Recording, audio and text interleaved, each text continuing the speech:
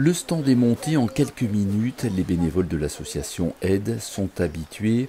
Régulièrement, ils s'installent dans les quartiers ou communes du fleuve pour informer les habitants de l'Ouest sur les risques que peuvent entraîner les maladies sexuellement transmissibles. La date de ton dernier test? Ça fait 7 mois. Ici, on peut faire éventuellement VIH, syphilis, hépatite B, hépatite C. Donc, dépendamment des questions qu'on va poser, et on verra où on peut orienter les tests. Alors, en premier lieu, ça c'est le VIH, syphilis, multiplex, qui aura les résultats dans moins de 5 minutes. Il y a trop de risques et il y a beaucoup de contaminés.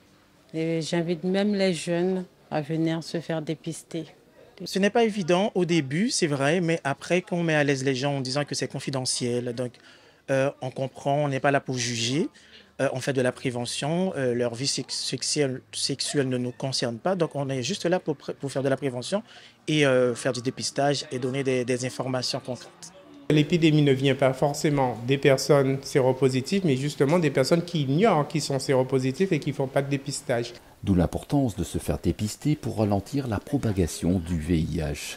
L'association préconise un dépistage régulier, au moins une fois par an, et même tous les 3 mois en cas de rapport non protégé. On guérit de l'hépatite C, il y a un vaccin pour l'hépatite B, et le traitement du VIH permet aux personnes de vivre comme si elles n'avaient pas été contaminées. Donc le but, c'est de trouver ces personnes séropositives pour les amener vers le soin et prendre soin d'elles.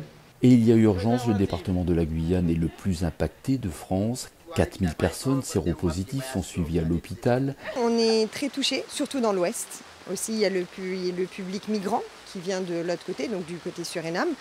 Et ensuite, la syphilis est en recrudescence, mais très importante là actuellement. La méconnaissance des risques lors des rapports sexuels est la principale cause des contaminations. On sait que parfois, des personnes qui sont isolées, des personnes qui n'ont pas accès aux soins, donc accès aux doigts, donc c'est compliqué pour ce genre de personnes-là de venir, de faire des tests. Pour continuer les actions de prévention, de dépistage et d'accompagnement des personnes malades, l'association Aide lance un appel à la solidarité. L'une de leurs unités mobiles est tombée en panne. Ils sont aussi à la recherche de bénévoles et de subventions.